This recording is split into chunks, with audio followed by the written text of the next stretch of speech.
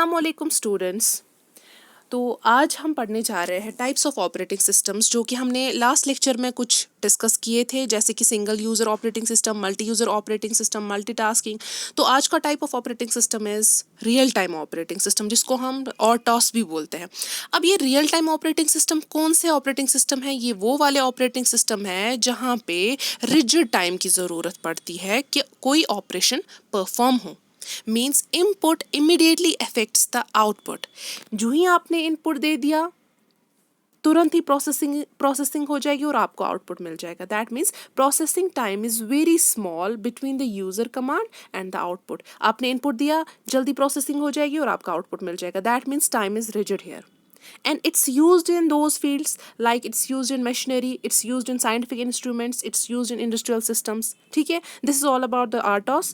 RTOS में क्या है कि RTOS is time bonded, time rigid होता है यहाँ पे। अब RTOS real time operating system जो है वो डिवाइड किए गए हैं दो टाइप्स में। एक तो हमारा आता है hard real time operating system और दूसरा हमारा आता है soft real time operating system. अब ये hard real time operating system कौन सा ऑपरेटिंग सिस्टम होता है स्टूडेंट्स? ये वो वाला ऑपरेटिंग सिस्टम है जहाँ पे गारंटी मिलती है कि टास्क कंप्लीट हो जाएगा ऑन टाइम। मतलब इसमें रुकावट नहीं आती है, इसमें कोई प्रीएम्पशन नहीं हो जाती है। जो ही इनपुट दे दिया तुरंत ही आपका आउटपुट मिल जाएगा। दैट मीन्स तभी जाके इसको हम hard real time operating system बोलते हैं। दैट मीन्स यहाँ पे हमें गारंटी मिलती है कि ये टाइम पर ही हो जाएगा ये टास्क, इसमें देरी नहीं आ सकती है। जो टाइम आपने स्लॉट अलॉट उसको मिल गया होगा, उस टाइम में जितना उसको ज़रूरत होगा उतने ही टाइम में जल्दी आपकी ऑपरेशन परफॉर्म हो जाएगी। ठीक है, एग्जाम्पल मैं आपको ऐसे बता दूंगी लेमैन लैंग्वेज में। जैसे कि हमारे कार सिस्टम होते हैं ना, खुदा ना करे कहीं पे एक्सीडेंट हो जाता है, ठीक है, तो वहाँ पे क्या एक्सीडेंट का खतरा है, गाड़ी सपोज खाई में चली जाएगी, तो अचानक से आपका एयर बैग ऑन हो जाएगा। तो what is that is RTOS, hard real time operating system वहाँ पे परफॉर्म हो रहा है ना। मतलब बचाने के लिए जल्दी से आपकी सेफ्टी मिल जाती है। ठीक है, it's just an example of the hard real time. With in second आप बचते हैं, विद इन टाइम में वो जाता है। ये मैंने आपको समझाने के लिए बताया। अब जैसे अब दूसरा टाइप हमारा soft real time operating system है। ये वो ऑपरेटिंग सिस्टम है यहाँ पे रिस्ट्रिक्शंस आ सकती है। ये नहीं हम बता सकते हैं कि यहाँ पे जो टास्क आपने परफॉर्म करने के लिए उसको बता दिया और उसने कर दिया। यहाँ पे प्रीएम्पशन आ सकती है, यहाँ पे रुकावट आ सकती है। There is not any kind of a guarantee हम बता सकते हैं कि एक ऑपरेशन परफॉर्म हो जाए। ठीक, सो this was all about the real time operating system. अब हार्ड रियल टाइम और सॉफ्ट रियल टाइम में ये है, हार्ड रियल टाइम में गारंटी आपको मिलती है कि आपका टास्क कंप्लीट हो जाएगा, सॉफ्ट रियल टाइम में आपकी कोई गारंटी नहीं है।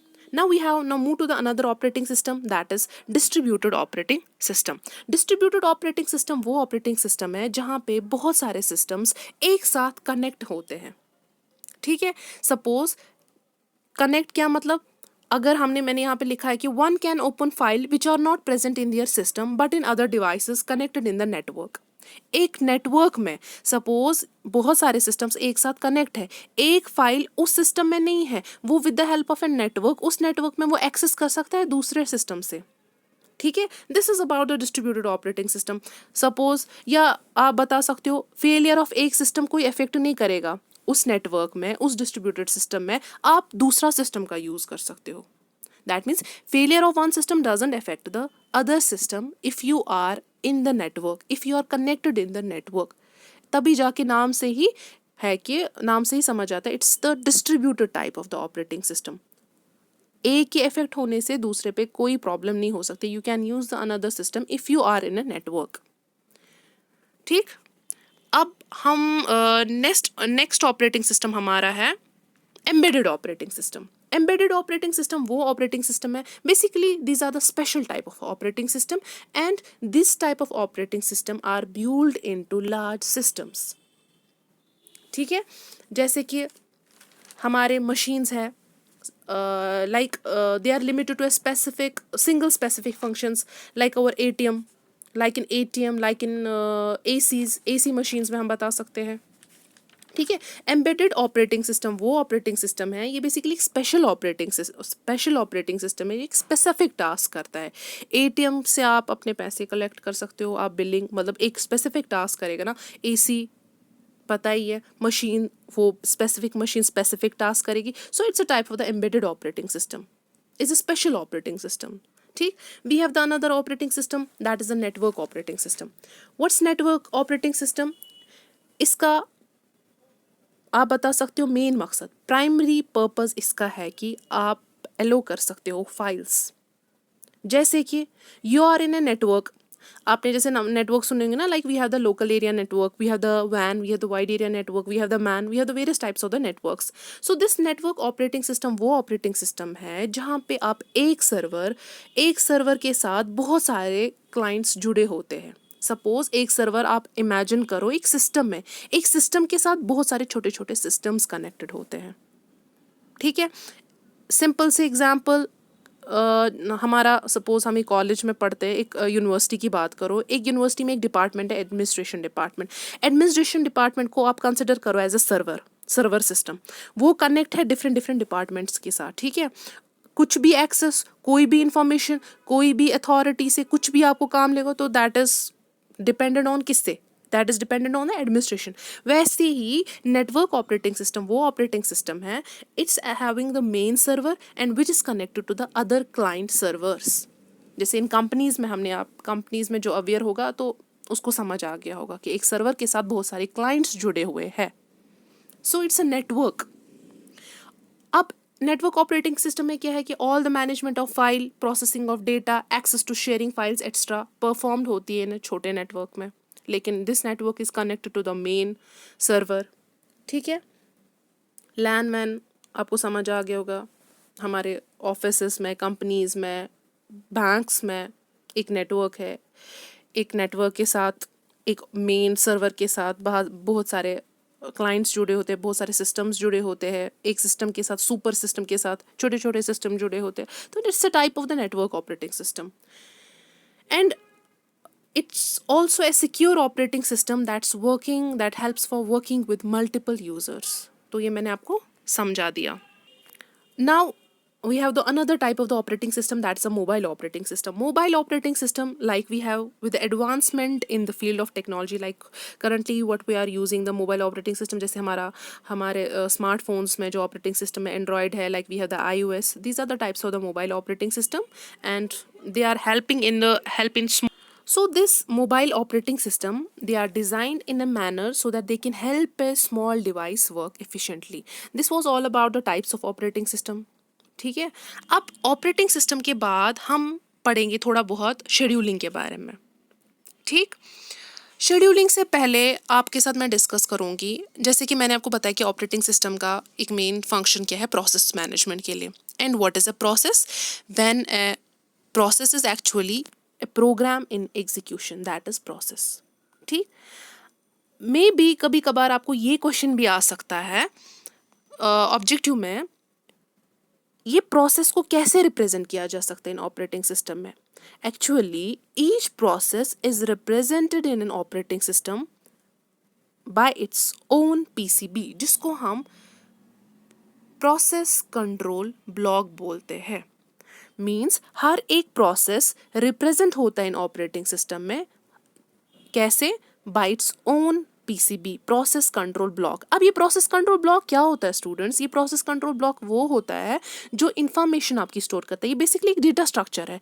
ये इन्फो किसका आपके रखता है? आपके प्रोसेस के बारे में. क्या वो प्रोसेस एग्जीक्यूट हो गया है, क्या वो प्रोसेस रेडी है, क्या वो प्रोसेस टर्मिनेट है, क्या प्रोसेस की कौन सी एड्रेस है, किस प्रोसेस ने क्या सीपीयू यूटिलाइजेशन की. सो जो भी इंफॉर्मेशन अबाउट द प्रोसेसेस है वो इन्फो किस में स्टोर होती है? आपके पीसीबी में. हर एक प्रोसेस का अपना पीसीबी होता है. That means each process is represented in operating system by their own PCB, that is process control block. सो ये एक ऑब्जेक्टिव बन सकता है कि प्रोसेस को कहाँ पे रिप्रेजेंट कर सकते हैं इन एन ऑपरेटिंग सिस्टम में, that is PCB, process control block. पहले की प्रोसेस क्या है? Process is basically program in execution. ठीक है. ये मुझे थोड़ा बोलना था, मैंने सोचा कि मे बी आपको ये पूछ सकते हैं. अब रही बात शेड्यूलिंग की. ये शेड्यूलिंग हमें क्यों करनी है, क्यों ज़रूरत पड़ी, why we need this scheduling? Basically scheduling की नीड हमें इसलिए पड़ी, हमारे पास बहुत सारे प्रोसेसेस हैं और हाँ एक्चुअली हमारे पास बहुत सारे रिसोर्सेज है। अब इन रिसोर्स की कैसे यूटिलाइजेशन होगी, कैसे रिसोर्सेज एलोकेट हो जाएंगे डिफरेंट डिफरेंट प्रोसेसेस को। अब कौन प्रोसेस पहले आ जाएगा, किस प्रोसेस को हम होल्ड रखेंगे, कौन प्रोसेस को अबॉर्ट करेंगे, ठीक है, इस सारा प्रोसेस का मैकेनिज्म में कैसे क्या हो जाएगा। ये ऐसी बात नहीं है ना कि हर एक प्रोसेस आएगा जी पहले मैं करूँगा वो आएगा नहीं मुझे करना है मुझे करना है, इसको एग्जीक्यूशन है। रिक्वेस्ट तो बहुत सारी आएगी लेकिन हैफेजर्ड तरीके से नहीं आ जाएगा ना। So we need to do the scheduling. So क्या करता है, अब सीपीयू यहाँ पे, सीपीयू का मेन एम वहाँ पे क्या होता है, the aim of the CPU scheduling is to first make the system efficient, that is why we need the scheduling. जैसे कि एक प्रोसेस को एक एलोकेट हो गया कोई रिसोर्स, वो मेमोरी से आ गया मेन मेमोरी, मतलब कहीं पे वो कहीं पे वो प्रेजेंट है and we have to bring the main memory for the execution. तो ऑपरेटिंग सिस्टम क्या करता है, हमारे पास बहुत सारे प्रोसेसेस है ना, प्रोसेसेस क्या रहेंगे एक क्यू में रहेंगे, बहुत सारे जॉब्स हमारी क्यू में होंगे। तो ऑपरेटिंग सिस्टम क्या करेगा वहाँ पे, ऑपरेटिंग सिस्टम सेलेक्ट करेगा एक प्रोसेस को, किससे, एक क्यू से, एक रेडी क्यू में जो तैयार है किसके लिए, फॉर द एग्जीक्यूशन के लिए। क्योंकि सीपीयू ने जब एक प्रोसेस काम एक एग्जीक्यूशन कर दी वो आइडल नहीं रहता है, ठीक है। CPU never becomes idle, whenever the CPU becomes idle तो तुरंत ऑपरेटिंग सिस्टम क्या करेगा, ऑपरेटिंग सिस्टम सेलेक्ट करेगा एक प्रोसेस को, कहाँ से, रेडी क्यू से, एक क्यू में, एक क्यू से, क्योंकि वहां पे बहुत सारे प्रोसेसेस है ताकि वो एग्जीक्यूट कराए, ठीक है। अब वो सिलेक्शन प्रोसेसेस कैसे हो सकती है, हमारे पास बहुत सारे शेड्यूलर्स होते हैं। We have the long term scheduler, we have the short term scheduler, we have the medium term scheduler, शायद हाँ 3 टाइप्स की है, लॉन्ग टर्म, मीडियम टर्म और शॉर्ट टर्म शेड्यूलर्स, ठीक है। अब शेड्यूलर क्या करेगा, बेसिकली वहां पे ऑपरेटिंग सिस्टम है लेकिन ऑपरेटिंग सिस्टम सेलेक्ट करेगा ना एक प्रोसेस को इन द रेडी क्यू में ताकि वो एग्जीक्यूट हो जाए। तो शेड्यूलर सेलेक्ट करता है अमंग द प्रोसेसेस जो कि मेमोरी में है for so that they are ready to execute. उसके बाद क्या होता है, उसको सीपीयू एलोकेट किया जाता है क्योंकि सीपीयू ने ऑलरेडी एक प्रोसेस की होगी। सीपीयू सपोज उसने काम किया है, अब सीपीयू को आइडल नहीं बैठना है तो ऑपरेटिंग सिस्टम क्या करेगा, ऑपरेटिंग सिस्टम सेलेक्ट करता है एक प्रोसेस को, वहां पे एक शेड्यूलर आ जाता है, शेड्यूलर सेलेक्ट करेगा प्रोसेस को। बेसिकली ऑपरेटिंग सिस्टम का ही ये काम है ना, ये सारा ऑपरेटिंग सिस्टम ही देख रहा है ना, सारा मैकेनिज्म। तो वहाँ पे शेड्यूलर आ जाता है, वो सिलेक्ट करता है अमंग द प्रोसेसेस जो कि मेमोरी में है, सो जो basically they are ready to execute, और उसको एलोकेट करता है सीपीयू एक प्रोसेस को, ठीक है। फिर उसके बाद दूसरे प्रोसेस को, तीसरे प्रोसेस को, ऐसे ही सीपीयू एलोकेशन होती है। और वहाँ पे बेसिकली होता है, वहाँ पे डिस्पैचर होता है, डिस्पैचर ही बेसिकली एलोकेट करता है सीपीयू को। ये ऐसे नहीं है कि आया वो इसने ऐसे किया इसने किया, कि उस इसमें काफ़ी बड़ा मैकेनिज्म चलता है। बस थोड़ा इतना याद रखो, we need to do the scheduling so that the to make the system efficient, that's why we have to do the CPU scheduling.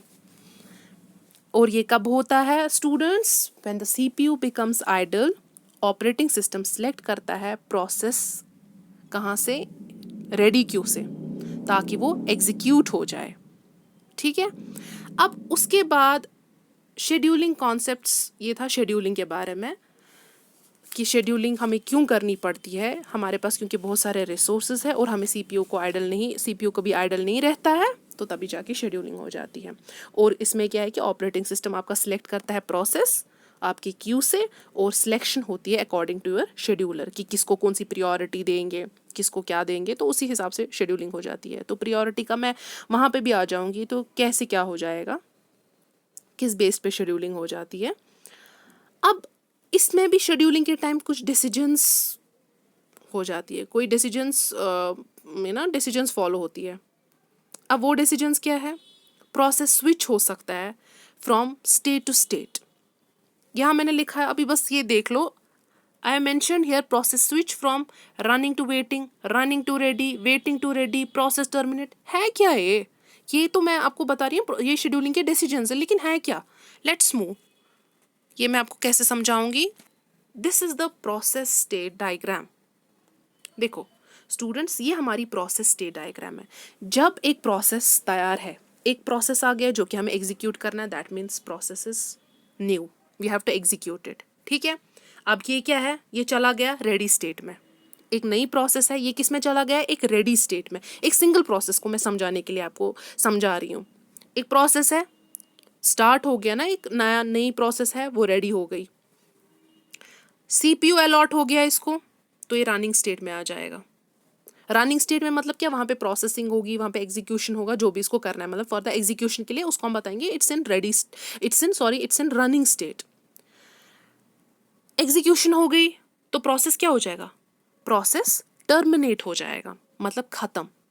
फिर से समझाती हूँ, प्रोसेस आ गया, एक न्यू प्रोसेस, वो रेडी है कि एग्जीक्यूट होने के लिए। रेडी स्टेट में ये है, सीपीयू अलॉट हो गया तो ये रनिंग स्टेट में आ जाएगा, मतलब ये काम कर रहा है। खत्म हो गया तो उस स्टेट को हम क्या बताते हैं, प्रोसेस इज टर्मिनेटेड। ठीक है, यही मैं आपको समझाने की कोशिश कर रही थी स्टूडेंट्स। एक सेकेंड, कि there is some decisions, scheduling decisions, like process switch होता है। प्रोसेस कैसे स्विच हो रहा है, प्रोसेस रेडी से रनिंग स्टेट में स्विच हो रहा है, रनिंग से टर्मिनेट स्टेट में स्विच हो रहा है, या मैंने इसमें और एक स्टेट दिखाई है वेटिंग स्टेट, मैं अभी वहीं पे जा रही हूँ। ऐसे ही रनिंग से वेटिंग स्टेट में, या रनिंग टू रेडी स्टेट में। रनिंग टू रेडी स्टेट में जैसे प्रोसेस पहले स्टार्ट हो गई, रेडी हो गई, रनिंग स्टेट में आ गई, रनिंग से बीच में कोई प्रॉब्लम आ गई, कोई ये प्रीएम्पशन आ गई, तो रनिंग स्टेट में वापस चला गया, या वेटिंग स्टेट में चला गया। देखो मैंने दिखाया start to ready, ready to running, ये लेकिन रनिंग स्टेट से वापस रेडी स्टेट में भी जा सकता है, तो ये स्विच हो रहा है यहाँ पे। समझ आ रही है आपको बात, ये क्या हो रहा है यहाँ पे, ये स्विच हो रहा है, रेडी टू रनिंग। अगर अच्छे से काम चला तो चलेगा आगे, रनिंग से टर्मिनेट हो जाएगा। कुछ हो गया, कोई रिक्वेस्ट आ गई, तो रनिंग स्टेट से रेडी स्टेट में चला जा रहा है वापस, मैंने एरो दिखाया है। कभी कभार क्या होता है, रनिंग स्टेट में प्रोसेस एग्जीक्यूट हो रही है, प्रोसेस चल रही है, लेकिन अचानक से प्रीएम्पशन आ गई। प्रीएम्पशन मतलब इंटरप्ट आ गया कि रोको, कोई दूसरे प्रोसेस की प्रायोरिटी है, पहले जी वो कंप्लीट करो, इसको रोक दो, इसको अलग से रखो। चला गया बेचारा वेटिंग स्टेट में। सपोज P1 प्रोसेस है, P2 प्रोसेस है, पहले P1 प्रोसेस काम कर रहा था, P1 को रोकना पड़ा, एक इंटरप्ट आ गया, ये कहाँ चला गया, ये वेटिंग स्टेट में चला गया। ठीक है, P1 वेटिंग स्टेट में चला गया ताकि P2 की एग्जीक्यूशन हो जाए और वो खत्म हो जाए। जब P2 खत्म हो गया, फिर से P1 रेडी में जाएगा, फिर से रनिंग में, फिर से टर्मिनेट में। समझ आ रहा है आपको, P1 state, P2 state. P1 running state में था, लेकिन अचानक से क्या हो गया, अचानक से एक इंटरप्ट आ गया, वो वेटिंग स्टेट में चला गया। वो किस में चला गया, वो वेटिंग स्टेट में चला गया, ताकि जो पुरानी प्रोसेस है वो पहले एग्जीक्यूट हो जाए। So this is the decisions, यहाँ पे एक शेड्यूलिंग हम बता सकते हैं, एक शेड्यूलिंग डिसीजंस यहाँ पे हो रही है, स्विचिंग हो रही है प्रोसेस की, एक स्टेट से दूसरे स्टेट से तीसरी state, and this is actually it's called as process state diagram. तो वी हैव द मतलब ऐसे हम बता सकते हैं 5 स्टेट्स ऑफ डायग्राम है, 5 स्टेट्स है प्रोसेस की, new, ready, running, terminated, wait, या कभी कभार ब्लॉक्ड स्टेट में भी चला जाता है। तो this was all about the scheduling decisions, processes में क्या क्या होता है। अब रही बात preemption and non preemption, preemption and pre-emptive scheduling और नॉन प्रीएम्प्टिव शेड्यूलिंग। देखो ये कैसे समझ आएगा। P1 प्रोसेस थी, ठीक, एक सेकेंड, हमारे पास क्या था, P1 था प्रोसेस और P2 प्रोसेस थी। P1 प्रोसेस चल रही है अच्छे से, P2 आ गया, बोला मुझे एग्जीक्यूट होना है, मुझे CPU दे दो या मुझे अपना रिसोर्स चाहिए। लेकिन P1 ने क्या किया, P1 ने बोला P2 को मैं नहीं दे सकता हूँ, मुझे पहले एग्जीक्यूट होना है। तो that is called as non preemptive scheduling. मतलब मैंने यहाँ पे लिखा है द OS स्विच, यहाँ पे बेसिकली है OS never switch the process. यहाँ पे मतलब मैंने मेंशन नहीं किया, सॉरी, यहाँ पे मिसप्लेस हो गया है, OS never switch the process. ठीक है, it will never switch the process, चाहे कुछ भी हो, प्रोसेस वन उसको बोलेगा नहीं जी मुझे अपना काम करने दे दो। That is non preemptive scheduling. P1 आ गया, P2 वहीं का वहीं रह गया, तो P1 ने अपना काम किया और टर्मिनेट हो गया। अब लेकिन P1 P2 प्रोसेस है, सपोज दूसरी एग्जांपल, P1 के पास P2 की रिक्वेस्ट आ गई कि मुझे ऑपरेटिंग मुझे रिसोर्स चाहिए, मुझे एग्जीक्यूट होना है। तो P1 बेचारा वेटिंग स्टेट में चला गया और P2 तब तक एग्जीक्यूट हो गया। तो इस वाली शेड्यूलिंग को हम क्या बोलते हैं? Pre-emptive scheduling. दैट मीन्स यहाँ पे रुकावट आ गई। The process which is allocated the CPU keeps it, जो पहले CPU उसको मिल गया था उसने छोड़ दिया, and release only when it switch to a waiting state sorry. फिर से समझा रही हूँ, प्रोसेस जब इसको मिल गया, जब प्रोसेस को CPU मिला था और प्रीएम्पशन हो गई, एक इंटरप्ट आ गया, उसने छोड़ दिया उस प्रोसेस ने और दूसरे को दे दिया और खुद कहाँ चला गया? वेटिंग स्टेट में। और जो नया प्रोसेस आ गया वो एग्जीक्यूट हो गया, तो उसके बाद जो पुराना वाला था जो वेटिंग स्टेट में था वो फिर से अपनी एग्जीक्यूशन कराएगा। तो ये समझ आ गया शेड्यूलिंग प्रोसेस कैसे स्विच करता है। अब कुछ क्राइटेरिया है शेड्यूलिंग के बेसिकली कुछ क्राइटेरिया है। Basically we have the so many algorithms, जो मैं इसके बाद डिस्कस कर रही हूँ। In scheduling algorithm there are certain criteria. We have the CPU utilization, means जितना हो सके उतना CPU को बिजी रखना है। We have the throughput, that means number of processes completed per unit time, उसको हम थ्रूपुट बोलते हैं कि कितने प्रोसेसेस कंप्लीट हो जाएंगे पर यूनिट टाइम में। We have the turn around time. Turn around time वो टाइम होता है कि एक प्रोसेस को कितना टाइम लगेगा to execute, to complete. Waiting time वो टाइम होता है कि एक प्रोसेस को कितना टाइम लगेगा ताकि वो रेडी क्यू में चला जाए, रेडी स्टेट में चला जाए। We have the response time वो टाइम होता है कि कितना टाइम एक प्रोसेस को लगे स्टार्ट होने से खत्म होने तक। ठीक है, it's actually the amount of time process takes to start responding, that is the time from submission of a request until first response आपका प्रोड्यूस हो जाए। So this was actually the criteria for the scheduling. That mean CPU utilization, CPU को ज़्यादा से ज़्यादा busy रखना है। Throughput हो गया नंबर ऑफ प्रोसेसेस कंप्लीट पर यूनिट टाइम, और टर्न अराउंड टाइम हो गया वो टाइम कितना टाइम लगता है एक प्रोसेस को एग्जीक्यूट होने में। वेटिंग टाइम वो टाइम होता है कितना टाइम उसको रुकना है, और रेस्पॉन्स टाइम होता है कितने टाइम में उसका प्रोसेस उसका आउटपुट दिखाएगा। अब मैंने यहाँ मेंशन किया है ऑप्टिमाइजेशन क्राइटेरिया। ठीक है, ये ऑप्टिमाइजेशन क्राइटेरिया मैंने क्या लिखा है यहाँ पे, एक प्रोसेस कंप्लीट होने में शेड्यूलिंग एल्गोरिदम में ऑप्टिमाइजेशन क्राइटेरिया है कि मैक्सिमम CPU यूटिलाइजेशन होनी चाहिए स्टूडेंट्स। ठीक है, हमें मैक्सिमम थ्रूपुट मिलना चाहिए, मतलब मैक्सिमम यूटिलाइजेशन मतलब CPU ज़्यादा से ज़्यादा यूटिलाइज हो। मैक्सिमम थ्रूपुट मतलब ज़्यादा से ज़्यादा प्रोसेस कंप्लीट हो जाए। मिनिमम टर्न अराउंड टाइम हो, मतलब कम टाइम लगे एक प्रोसेस को होने में। वेटिंग टाइम कम लगे वेट करने में ताकि वो रेडी क्यू में जाए।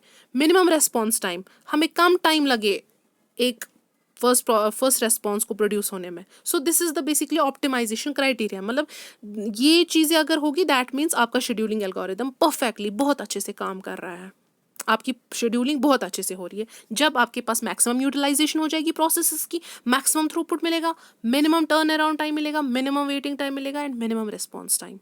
So students, this was all about the scheduling criterias, and this is actually the scheduling algorithm की जो criteria है ना CPU utilization और optimization क्या है, उससे हमें क्या benefit मिल जाएगा।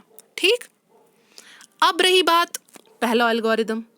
मुझे पता नहीं है कि हमें इतना डीप जाना चाहिए था कि नहीं, बट कुछ स्टूडेंट्स ने मेरे को मुझे मैसेज की थी कि मैम एग्ज़ाम में कहीं एग्ज़ाम में एल्गोरिदम के बारे में भी पूछा गया है। ठीक है, तो दैट्स वाई मैंने सोचा कि आपके साथ ये डिस्कस करनी चाहिए, थोड़ा बहुत बेसिक आइडिया याद रखो इसके बारे में।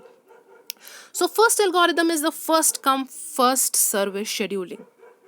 First come first service scheduling algorithm वो एल्गोरिदम है, हमारे पास सपोज देखो हमारे पास प्रोसेसेस है, ठीक है, P1 है, हमारे पास प्रोसेस P1 है, सॉरी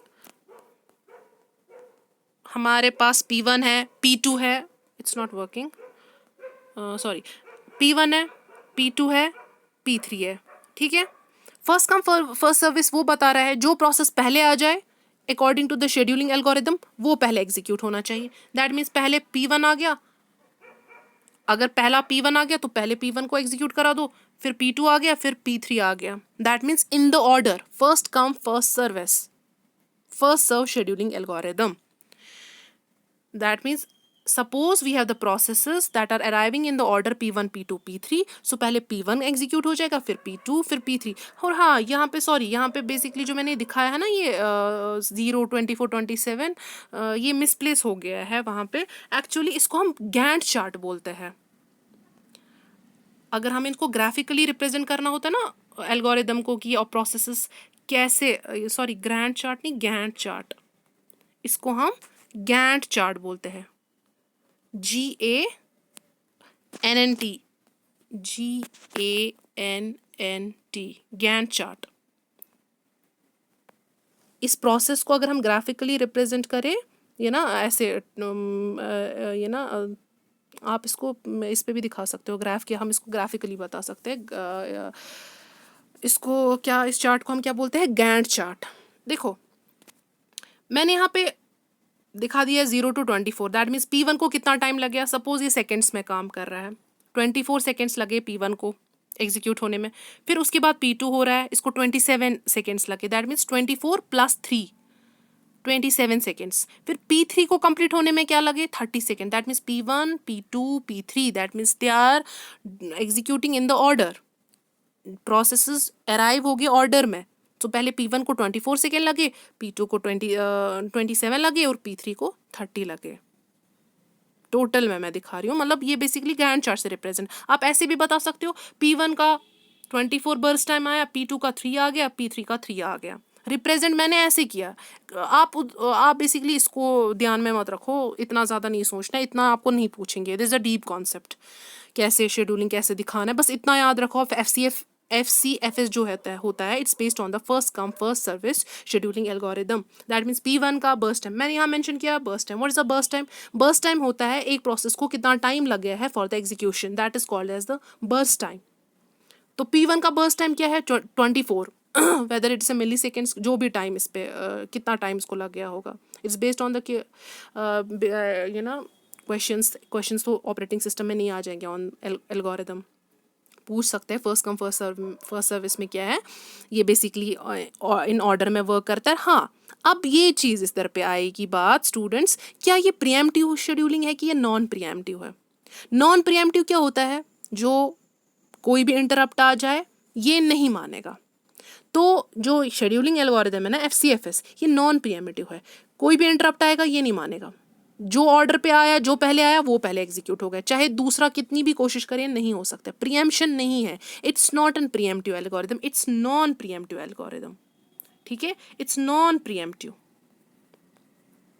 बस इतना याद रखो, फर्स्ट कम फर्स्ट सर्विस में CPU फर्स्ट एलोकेट उसको होगा जो सबसे पहले आ जाएगा, और बर्स्ट टाइम उस टाइम को बोलते हैं कि कितना टाइम एक प्रोसेस को लगेगा एग्जीक्यूट होने में, ठीक है। और अगर हम उसको रिप्रेजेंट करते हैं गैंट चार्ट, इतना नहीं पूछेंगे वहाँ पे आपको। और हाँ, ये क्या है कि ये नॉन प्रीएम्प्टिव शेड्यूलिंग है, ठीक है। समझ आएगा आपको FCFS क्या है। अब है shortest job first scheduling. Shortest job first scheduling वो एल्गोरिदम है जहाँ पे प्रोसेस के साथ हम यहीं से बर्स्ट टाइम देते हैं, वहाँ पे बर्स्ट टाइम वहीं से निकलता था कि एक प्रोसेस को इतना टाइम लग गया कंप्लीट होने में, तो इसका बर्स्ट टाइम इतना है फलाने का, तो दूसरे प्रोसेस का इतना है। लेकिन शॉर्टेस्ट जॉब फर्स्ट में क्या है कि शॉर्टेस्ट जॉब फर्स्ट में जैसे है ना P1 का 6, P2 का 8, P3 का 7 एंड P4 का 3, तो दैट मीन्स हमने यहीं से असाइन किए हैं, it's assign to the process. अब शॉर्टेस्ट जॉब फर्स्ट वो बताता है, ये वो वाला एल्गोरिदम है कि जिसका सबसे कम बर्स्ट टाइम होगा वो सबसे पहले एग्जीक्यूट होगा, सबसे पहले प्रोसेस करेगा, सबसे पहले काम करेगा। तो इसमें सबसे शॉर्टेस्ट, इधर पे भी ना ये मिसप्लेस हो गया है गैंट चार्ट, तो सबसे बर्स्ट टाइम किस वाले प्रोसेस का है, P3 का, दैट मीन्स सबसे नहीं P4 का। तो सबसे पहले कौन सा एग्जीक्यूट हो जाएगा, कौन सा प्रोसेस हो जाएगा, P4। फिर उसके बाद सबसे कम टाइम किसका है, बर्स्ट टाइम 6 का, ये ना P1 का, तो P1 आ जाएगा, मैंने यहाँ पे दिखाया P4 P1। फिर उसके बाद कौन आएगा, P2 आएगा कि P3 आएगा, P3 आ जाएगा। ठीक, उसके बाद कौन सा आएगा, उसके बाद हमारा P2 आएगा। यही जो मैंने आपको गैंट चार्ट पे दिखाया, P4 में 3 सेकेंड लगेगा, 3 मिली सेकेंड जो भी होगा। P1 में 9, ये 9 क्या है बेसिकली 3 + 6 9। P3 में 16, ये 16 कैसे आ गया, 9 + 7 16। फिर P2 में इतना नहीं आपको समझना, 16 + 8 24। अब इतना याद रखो, जो शॉर्टेज ऑफ फर्स्ट एल्गोरिदम है, इस हर एक प्रोसेस को यहीं से असाइन किया जाता है आपका बर्स्ट टाइम, और जिसका बर्स्ट टाइम सबसे कम होगा वही सबसे पहले काम करेगा। ठीक है, तो सबसे पहले इस वाली एग्जाम्पल में किसका बर्स्ट टाइम कम है, P4 का, उसके बाद P1 का, उसके बाद P3 का, उसके बाद P2 का। This is the shortest job first scheduling. अब रही बात स्टूडेंट्स, शॉर्टेज जॉब फर्स्ट में एक दूसरा इशू, दूसरा क्राइटेरिया भी है कि ये प्रीएम्प्टिव भी हो सकता है, ये नॉन प्रीएम्प्टिव भी हो सकता है। जैसे फर्स्ट कम फर्स्ट सर्व में क्या था, फर्स्ट कम फर्स्ट सर्व में आपका था नॉन प्रीएम्प्टिव, ठीक है, लेकिन शॉर्टेज जॉब फर्स्ट में it can be preemptive, it can be non preemptive. अब प्रीएम्प्टिव वो वाला है कि ये नॉन प्रीएम्प्टिव यही है, it can't be preempted until completes its CPU burst। ठीक है, कि चाहे कुछ भी हो, जिसका सबसे कम टाइम है वो सबसे पहले एग्जीक्यूट हो। प्रीएम्प्टिव में मतलब ये ना, प्रीएम्प्टिव में ये है कि ये क्या है, हाँ, नॉन प्रीएम्प्टिव में क्या है कि कोई इंटरप्ट आ जाएगा, प्रोसेस रुक जाएगा तो दूसरे को अलॉट हो जाएगा, तो दूसरा एग्जीक्यूट हो जाएगा, दैट्स अ नॉन। अब प्रीएम्प्टिव टाइप ऑफ शेड्यूलिंग क्या है, if new process arise with in the CPU burst length, CPU burst length दे दी है ना यहीं से, अगर इसी दौरान अचानक से कोई प्रोसेस आ गया जिसकी बर्स्ट लेंथ, बर्स्ट टाइम कम है, तो वहाँ पे क्या होगा, जो करंट एग्जिस्टिंग प्रोसेस होगी वो प्रीएम्प्ट हो जाएगी, वो रुक जाएगी, और जो आ गया जिसका सबसे कम बर्स्ट टाइम है तो वो पहले एग्जीक्यूट हो जाएगा, तो वो प्रोसेस हो जाएगी पहले। So this is also known as shortest remaining time first। ठीक है, प्रीएम्प्टिव SJF को हम क्या बोलते हैं, प्रीएम्प्टिव SJF का दूसरा नाम है shortest remaining time first scheduling. Shortest job first scheduling क्या है, शॉर्टेस्ट जॉब फर्स्ट शेड्यूलिंग है जहाँ पे आपका बर्स्ट टाइम यहीं से दे के है, इसमें भी बर्स्ट टाइम दे के है, लेकिन इस बर्स्ट टाइम में क्या है, यहाँ पे इंटरप्शन आती है, तो तब भी जाके इसको बताता है शॉर्टेस्ट रिमेनिंग टाइम फर्स्ट, इसका दूसरा नाम है। ये बेसिकली प्रीएम्प्टिव SJF शेड्यूलिंग है।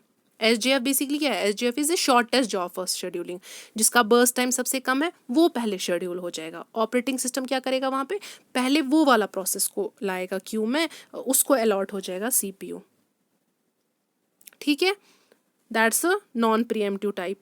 और प्रीएम्प्टिव में क्या है कि अगर CPU burst length प्रोसेस आ जाएगी, if a new process arrives with a CPU burst length less than the remaining time of current executing process, it will preempt, and this scheme is known as shortest remaining time first। So preemptive scheduling is also known as shortest remaining time first।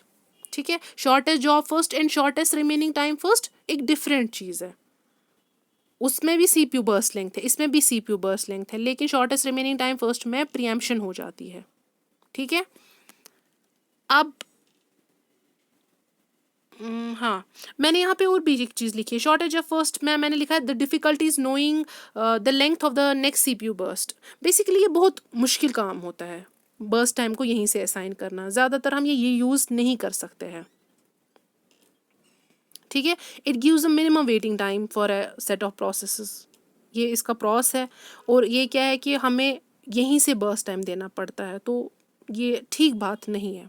Process ऐसा हो जो खुद से ही execute हो जाए, उसको यहाँ से टाइम नहीं देना, यहाँ से लेंथ नहीं देनी पड़नी चाहिए। तो समझ आया FCFS SJF।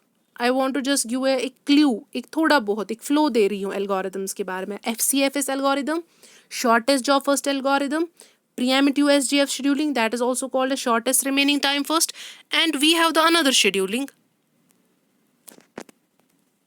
priority scheduling। priority scheduling कौन सी शेड्यूलिंग होती है, देखो एक एग्जाम्पल मैं दिखाती हूँ।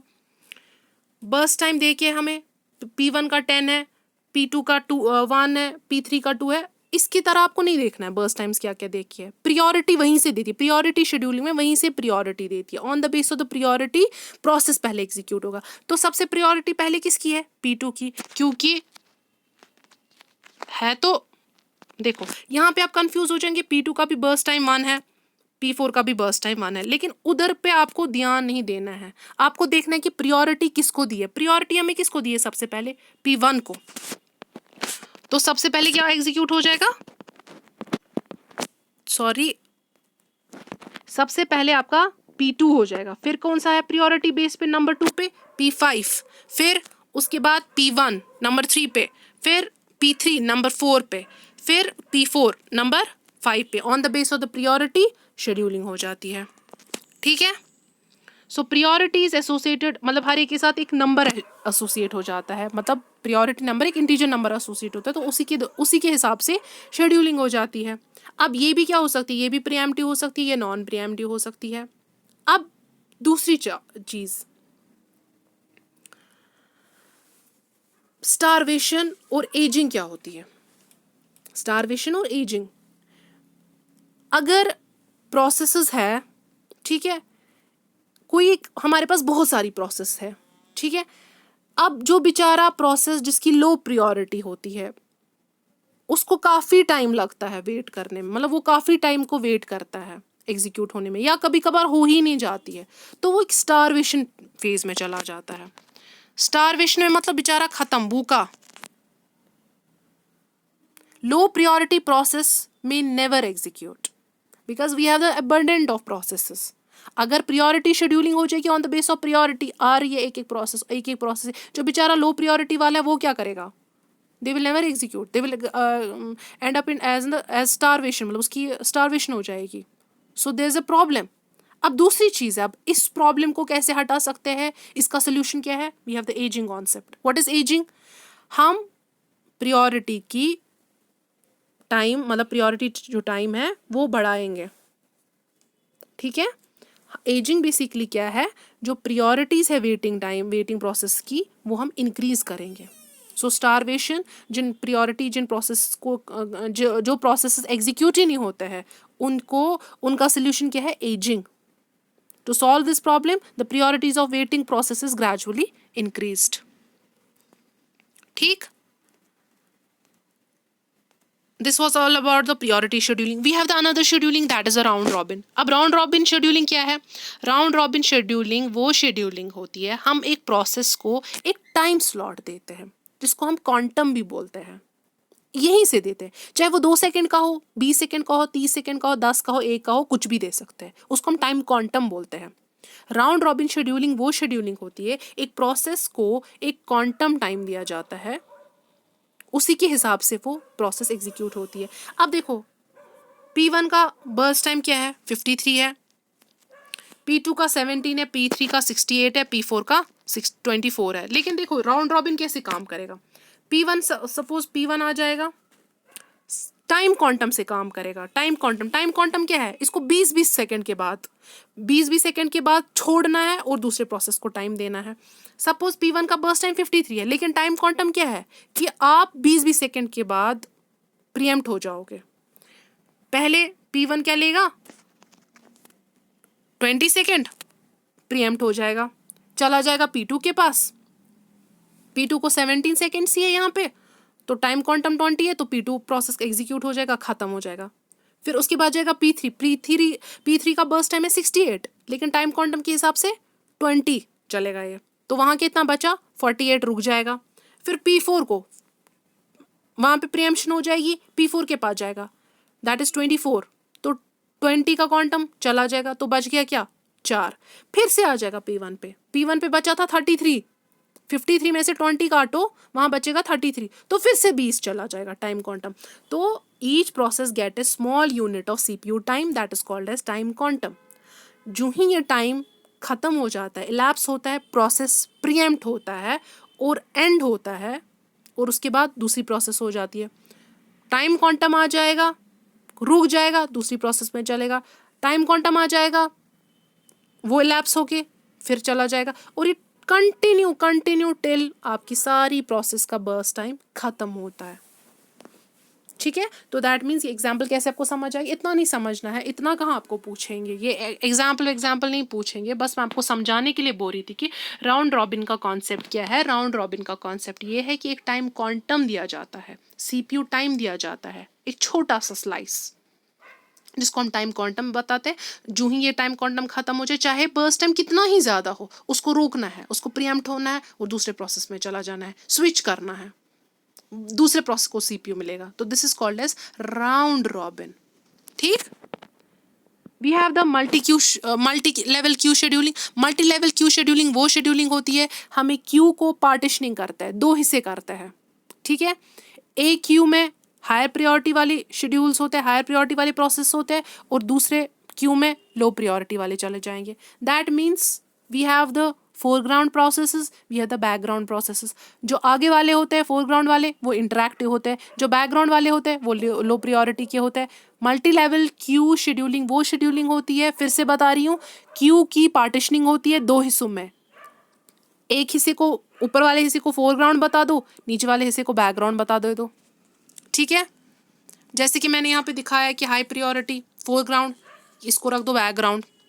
हाई प्रायोरिटी में फोरग्राउंड में आगे क्या होता है, बेसिकली जो राउंड रॉबिन है ना, that's considered as the best scheduling algorithm, क्योंकि एक टाइम क्वांटम, कोई बंदा कोई प्रोसेस स्टारवेशन में नहीं चला जाएगा। हर एक प्रोसेस को इक्वल इंपॉर्टेंस दी जाती है on the base of their slicing, on the base of their time quantum. हर एक को टाइम क्वांटम दिया जाता है ना, तो round robin is considered as the best scheduling algorithm.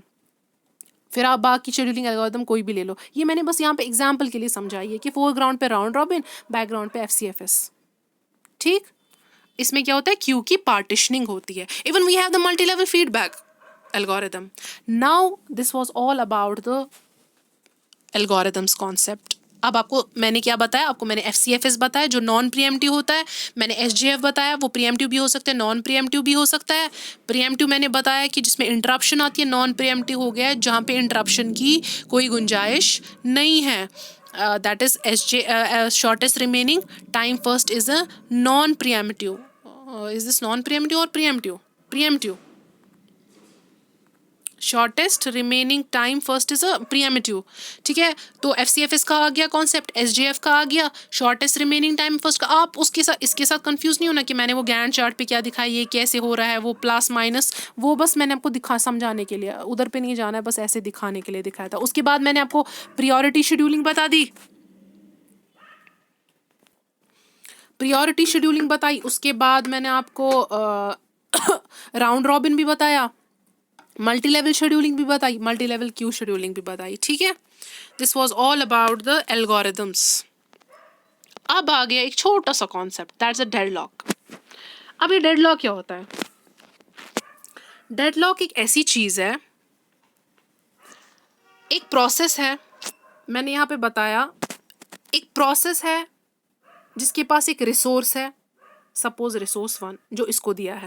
ठीक है, दूसरा प्रोसेस है जिसको रिसोर्स 2 दिया है। ठीक, हमारे पास दो प्रोसेसेस है, हमारे पास दो रिसोर्सेस है।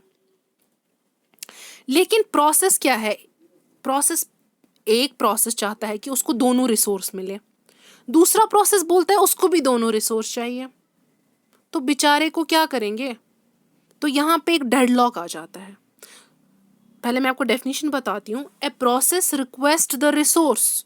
ठीक है, एक प्रोसेस एक रिक्वेस्ट करता है एक रिसोर्स की, लेकिन वो रिसोर्स अवेलेबल नहीं होता है। क्यों? वो रिसोर्स किसी और प्रोसेस ने लिया होता है।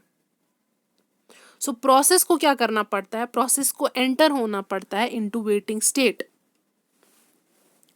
The requesting resources are held by another waiting processes, that means both are in the waiting state. This situation is called as deadlock. Again मैं सब जाती हूँ आपको एग्जाम्पल। जब हमारे पास प्रोसेसेस होगी, एक सिंपल दो प्रोसेस की बात करेंगे, दो प्रोसेसेस और दो रिसोर्स, लेकिन एक प्रोसेस के पास एक रिसोर्स है, दूसरे प्रोसेस के पास दूसरा रिसोर्स है। दैट मीन्स रिसोर्स 2 एडमिट हो गया है प्रोसेस 2 को, रिसोर्स 1 एडमिट हो गया है प्रोसेस 1 को। लेकिन प्रोसेस 1 क्या करता है? प्रोसेस 1 को बेचारे को रिसोर्स 2 भी चाहिए, लेकिन वो रिसोर्स 2 किसके पास है? वो होल्ड किया है प्रोसेस 2 ने। ठीक है, और प्रोसेस 2 को चाहिए लेकिन वो प्रोसेस 1 ने होल्ड किया है. So there is the concept of the deadlock. एक लेमन लैंग्वेज में समझाती हूँ आपको. सपोज एक ये ना ट्रैफिक जंक्शंस के पास हमारे पास जैसे 4 साइड से गाड़ी आ गई. एक साइड से भी गाड़ी आ गई, दूसरे साइड से भी गाड़ी आ गई. एक गाड़ी को उस पार जाना है, मतलब east west north side. East से गाड़ी आ गई, उसको वेस्ट की ओर जाना है. तो वेस्ट से गाड़ी आ गई, उसको ईस्ट की ओर जाना है. नॉर्थ वाले को साउथ से जाना है, साउथ वाले को नॉर्थ से जाना है. तो ये जंक्शन हो गए, एक डेडलॉक हो गया. ठीक है, उसको वहां से जाना है, वो उधर फंस गया, ये इधर फंस गया. ऑपरेटिंग सिस्टम में ऐसा ही कॉन्सेप्ट है. ऑपरेटिंग सिस्टम में कॉन्सेप्ट ये बता रहा है, एग्जाम्पल मैंने बताया कि system has 2 tape drivers. System has 2 tape drives P1 and P2. Each hold 1 tape drive. 2 tape drive है, 2 रिसोर्स मतलब, ठीक है, और 2 प्रोसेस है. तो हर एक प्रोसेस ने एक एक टेप ड्राइव लिया है, लेकिन ये दूसरा भी चाहते हैं. लेकिन दूसरा मत दे सकते हैं, वो तो उसकी ज़रूरत है. वो टेप ड्राइवर एक को ज़रूरत है, दूसरा टेप ड्राइव दूसरे को ज़रूरत है. तो यहाँ पे डेडलॉक आ गया ना. तो करेगा क्या? तो उनको वेटिंग स्टेट में आना पड़ता है. ठीक. दूसरे एक एग्जाम्पल, एक जॉब रिक्रूटमेंट आती है. सपोज हमें जॉब है बट आपको एक्सपीरियंस चाहिए.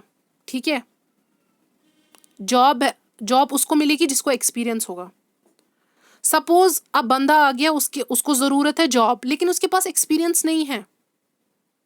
ठीक है, उसके पास एक्सपीरियंस नहीं है. तो वो किसको लेंगे? वो उसी को लेंगे जिसके पास एक्सपीरियंस हो गया. जब उसको जॉब देते तभी तो उसको एक्सपीरियंस मिलती. यहाँ पे 2 साइड से समझो, job with experience, experience with job. Suppose job recruitment है but condition is the experience. बंदा चाहता है जॉब चाहिए, लेकिन बंदे के पास एक्सपीरियंस नहीं है. एक्सपीरियंस कब मिलेगा? जब वही जॉब मिलेगी ना उसको. So there is a deadlock. तो समझ आ गई आपको स्टूडेंट्स डेडलॉक क्या बोलते हैं? डेडलॉक वो चीज़ होती है जब ऑपरेटिंग सिस्टम में एक प्रोसेस को एक रिसोर्स की नीड होती है, लेकिन वो रिसोर्स बेचारा दूसरे के पास होता है. और जिस प्रोसेस के पास जो रिसोर्स है वो किसी और को ज़रूरत होती है.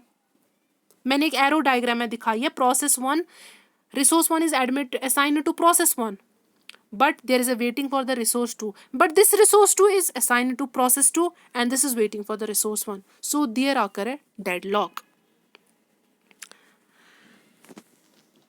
ठीक है, अब डेडलॉक की 4 कंडीशंस है. डेडलॉक कैसे होता है? पहला म्यूचुअल एक्सक्लूजन, दूसरा होल्ड एंड वेट, तीसरा नो प्रीएम्पशन, चौथा सर्कुलर वेट. जब ये 4 कंडीशंस हो जाएगी ना तो समझना ऑपरेटिंग सिस्टम में डेडलॉक आ गया, बेचारा फंस गया. सबसे पहले म्यूचुअल एक्सक्लूजन क्या है? म्यूचुअल एक्सक्लूजन ये है कि हमारे पास रिसोर्सेज है. तो एक प्रोसेस, सपोज प्रोसेस P1 है, वो उसके पास रिसोर्स 1 है, resource 1. P1 has R1, P1 के पास R1 है. ठीक है, P2 के पास R2 है. हर एक प्रोसेस के पास अपना अपना रिसोर्स है. अब म्यूचुअल एक्सक्लूजन कैसे समझ आ जाएगा? म्यूचुअल एक्सक्लूजन का मतलब है resource must be allocated to the processes in an exclusive manner. मतलब there is not in sharing. यहाँ पे नॉन शेयरेबल मोड है. रिसोर्स 1 P2 को जरूरत है, लेकिन वो लिया है P1 ने. रिसोर्स 2 P1 को जरूरत है, वो लिया है P2 ने. So there is a mutual exclusion. That means at least one resource must be held in non shareable mode. हर एक रिसोर्स नॉन शेयरेबल मोड में होना चाहिए, क्योंकि एक रिसोर्स, जैसे रिसोर्स 1 है वो नॉन शेयरेबल है, वो रिसोर्स 2 P2 को नहीं मिल सकता, वो एक ही प्रोसेस को मिल सकता है. और रिसोर्स 2 है वो P2 को ही मिल सकता है. ठीक है. Hold and wait. Hold and wait कैसे आएगी समझ? देखो, होल्ड एंड वेट मतलब there exist a process holding a resource and waiting for another. Suppose process 1 है, होल्ड क्या कर रहा है, ये रिसोर्स 1 को होल्ड कर रहा है। Process 1 is holding the resource 1, ठीक, but it's waiting for the resource 2। Process 2 is holding resource 2 but it's waiting for the resource 1, so there is a condition of the hold and wait. We have the another condition for the deadlock, that is non preemption. non preemption मतलब interrupt आएगा कि मुझे ये resource चाहिए, sorry, लेकिन वो resource already लिया हुआ है, वो रिलीज नहीं कर सकता है, तो दैट मीन्स नॉन प्रियम्पशन होगी, तो डेडलॉक आ रहा है। सर्क्यूलर वेट, ये नहीं लग रहा है प्रोसेस 1 रिसोर्स 1 के पास, प्रोसेस 2 रिसोर्स 2 के साथ, तो एक सर्क्यूलर वेट बन रहा है ना, ये इसका वेट कर रहा है, वो इसका वेट कर रहा है, ये उसका वेट कर रहा है। So there are the 4 conditions for the deadlock to happen. First thing, that is a mutual exclusion, that is in a non shareable mode. Second thing, that is an hold and wait, one process is holding one resource and is waiting for the another resource. Same is with the case of the other processes. मैंने यहाँ mention किए 2 process, ये नहीं 2 process है, ये बहुत सारे process है। And another condition for the deadlock to happen is the non preemption, that means it will never preempt the process will never preempt, it will not release the resource. Fourth condition is the circular wait, ये move करना है ना circular form में, like one resource is holding another process and another process is holding another resource, so there is a circular wait. So there are the 4 conditions for the deadlock to happen. ठीक है, समझ आ गया फिर से? समझ आ गया कि डेडलॉक कैसे होता है? डेडलॉक फिर से मैं बताती हूँ, एक प्रोसेस के पास एक रिसोर्स है, दूसरे प्रोसेस के पास दूसरा रिसोर्स है, वो वाला रिसोर्स चाहता है लेकिन वो रिसोर्स किसी और के पास है, और सेम विद वाइस वर्सा, ठीक है। अब रही बात डेडलॉक को हैंडल कैसे कर सकते हैं। We have the various strategies for the deadlock handling. We have the deadlock prevention, we have the deadlock avoidance, we have the deadlock detection and the recovery. Deadlock prevention, हम deadlock को कैसे prevent करते हैं? अगर इन 4 conditions में एक satisfy नहीं हुई तो हम बताएंगे डेडलॉक प्रिवेंट हो गया। जो 4 कंडीशंस में डेडलॉक होने के लिए चारों कंडीशंस होनी चाहिए, अगर इसमें से एक कंडीशन ने साथ छोड़ दिया तो दैट मीन्स डेडलॉक प्रिवेंट हो गया। डेडलॉक प्रिवेंशन मतलब कि जो ये 4 मेथड्स है, अब इसको कैसे प्रिवेंट करेंगे? अगर इसमें से एक मेथड नहीं फॉलो हो गया, ठीक है, तो दैट मीन्स डेडलॉक प्रिवेंट हो गया। तो इन 4 कंडीशंस में अगर एक कंडीशन हो गई तो that's a deadlock prevention. Now another one is a deadlock avoidance. Deadlock avoidance क्या है? डेडलॉक को अवॉइड कर सकते हैं हम, वेरियस एल्गोरिदम है, लाइक इसमें मुझे नहीं पता कि देखो, डेडलॉक अवॉइडेंस के लिए हम मेंशन करेंगे एक algorithm, that is the banker algorithm.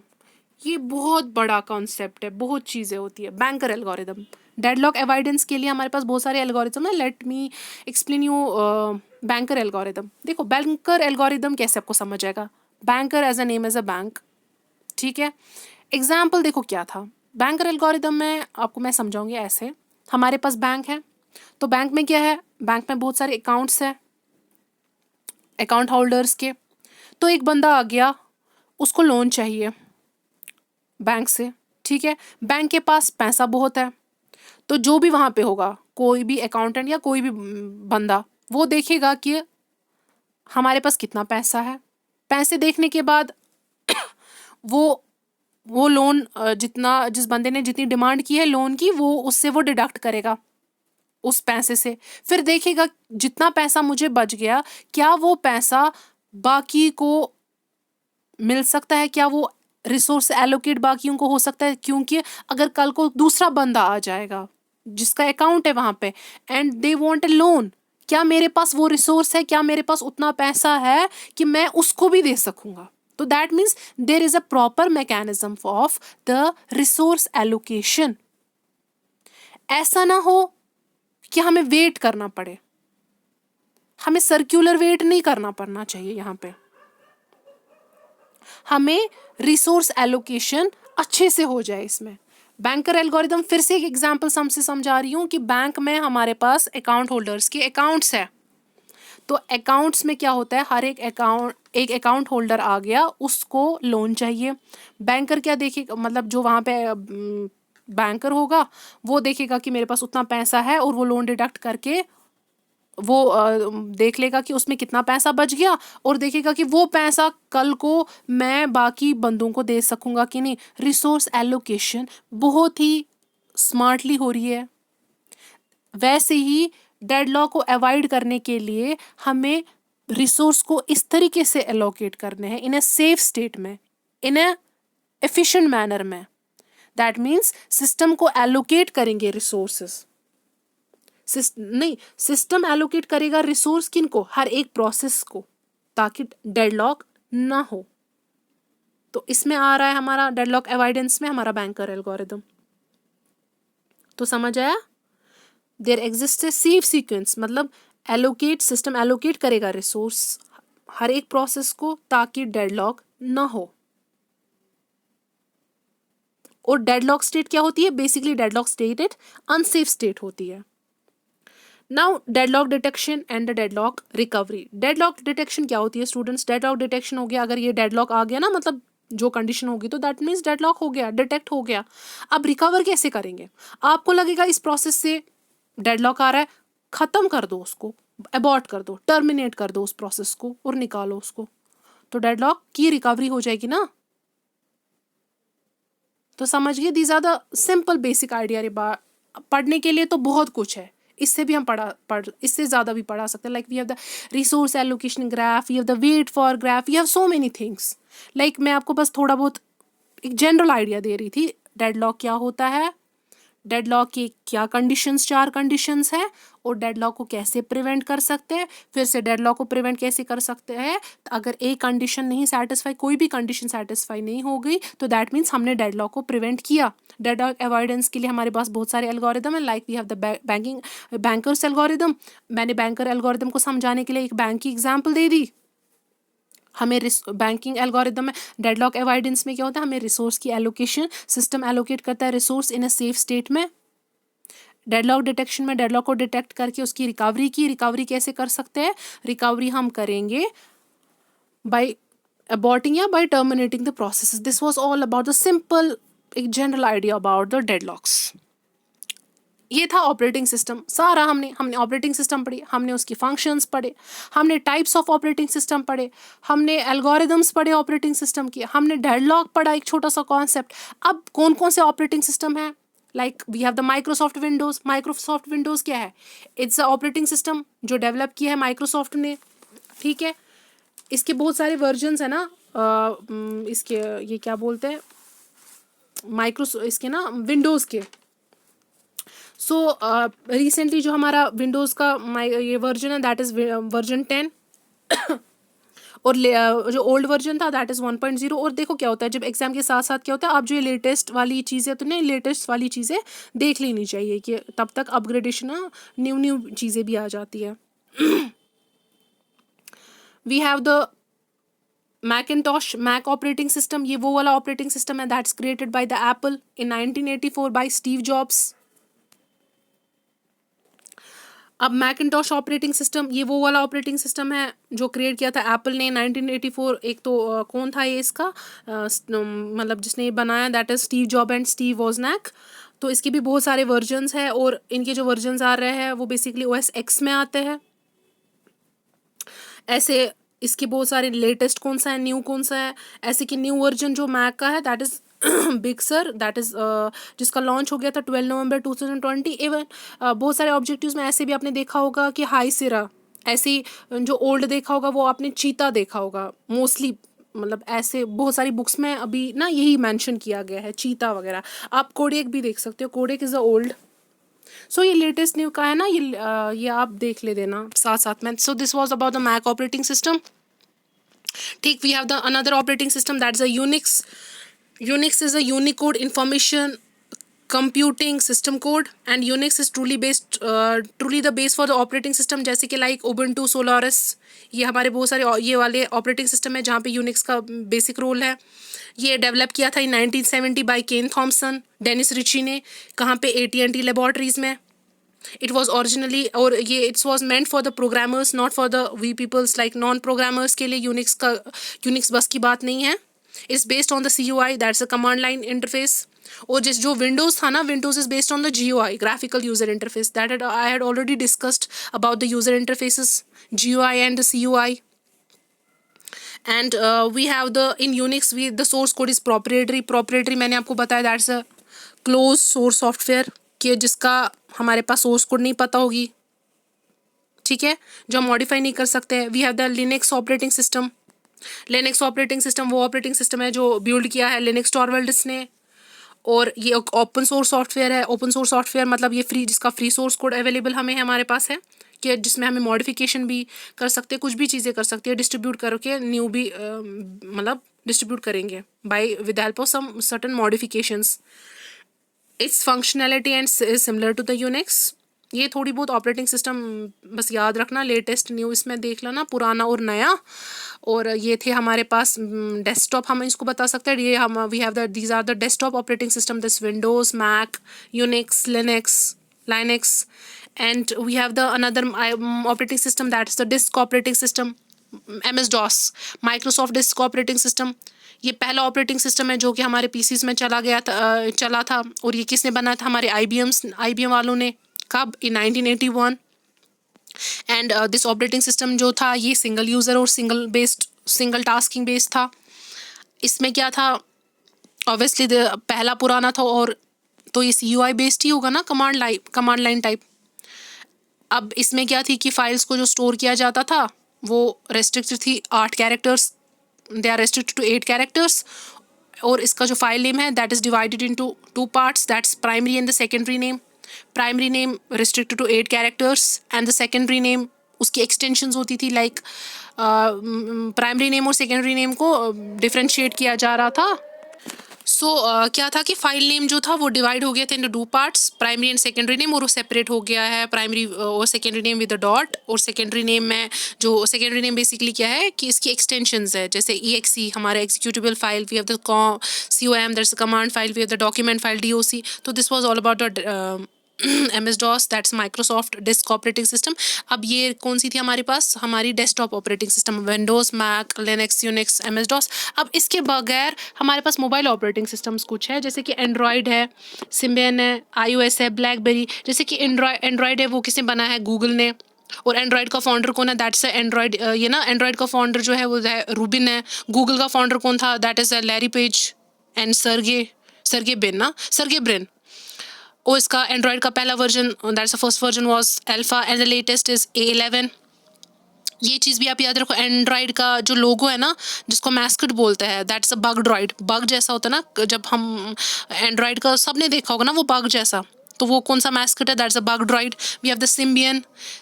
और हाँ, Android is an open source software. We have the another one, that's a Symbian is a closed. पहले क्लोज था, फिर ओपन सोर्स सॉफ्टवेयर बन गया. और सिम्बियन में जो पहला वर्जन था दैट वाज द इपॉक, और लेटेस्ट वर्जन नोकिया बेल 2013 हमारा. हाँ, ये ना फिर हमारा क्या था? iOS किसने बनाया? एप्पल वालों ने. एप्पल इनकॉर्पोरेशन, जो कि स्टीव जॉब्स और क्या था कि ये ना स्टीव जॉब्स और स्टीव वोजनैक. हाँ, हमारे उसका वर्जन जैसे iOS के बहुत सारे, जैसे iOS का पहला वर्जन था iOS 13.5, लेटेस्ट iOS 18, और भी होगा, मतलब वो चेक कर लेना आप साथ साथ में. ब्लैकबेरी ऑपरेटिंग सिस्टम, ये भी OS, ये भी एक मोबाइल ऑपरेटिंग सिस्टम है, क्लोज सोर्स सॉफ्टवेयर है, ब्लैकबेरी लिमिटेड वालों ने बनाया था. इसका जो फाउंडर है दैट इज माइक लेजारिडस और डॉगलस फ्रेजिन था इसका, ये ना डॉगलस फ्रेजिन founder. So this was all about the huge ना, जो आपको मैं बताऊंगी, huge idea about the operating system. तो आज की लेक्चर ना काफ़ी लंबी चली गई. मैंने सोचा था कि आज मैं आपके साथ आधा ही डिस्कस करूँ, लेकिन इसका फ्लो नहीं रहता. तो आई थिंक जो एल्गोरिदम्स और डेडलॉक था वो आज ही ख़त्म करेंगे. और अब जो नेक्स्ट लेक्चर होगा, नेक्स्ट टॉपिक होगा, that was all about the MCQs related to the operating system. तो ओवरऑल मैंने ऑपरेटिंग सिस्टम में आपको क्या अभी तक पढ़ा है स्टूडेंट्स, वो आप रिवाइज करना. OS, उसकी टाइप्स, उसके फंक्शंस, एल्गोज, डेडलॉक, और कौन कौन सी ऑपरेटिंग सिस्टम है. लिटिल बिट आइडिया आपने इसका ले लिया. क्योंकि देखो कंप्यूटर जो सेक्शन है ना, it comprise of the 10 marks. अब 10 मार्क्स में भी कितने टॉपिक्स है, 10-12 टॉपिक्स है, तो एक टॉपिक का समझो 1 या 2 नंबर ओएस से आ जाएंगे, इतना काफ़ी है इसको समझने के लिए। इससे ज़्यादा जानने डीप जाने की ज़रूरत नहीं है। अब आप वो नहीं जाना कि एल्गोरिदम कैसे वर्क करते हैं, उस पे आप टेंशन नहीं लेना, वो आप लोगों को नहीं सीखना है वो कैसे क्या करता है, वो गैंट चार्ट वगैरह, बस उसकी थोड़ी थोड़ी फंक्शनिंग याद रखना। This was all about the operating system. Hope आपको ये ओएस का अभी तक का जितना मैंने आपके साथ डिस्कस किया वो आपको समझ आ गया होगा। कोई भी क्वेरी होगी आप मुझे बता दीजिएगा, और इसके बाद हम एमसीक्यूज करेंगे। So do revise of the operating system. Thank you.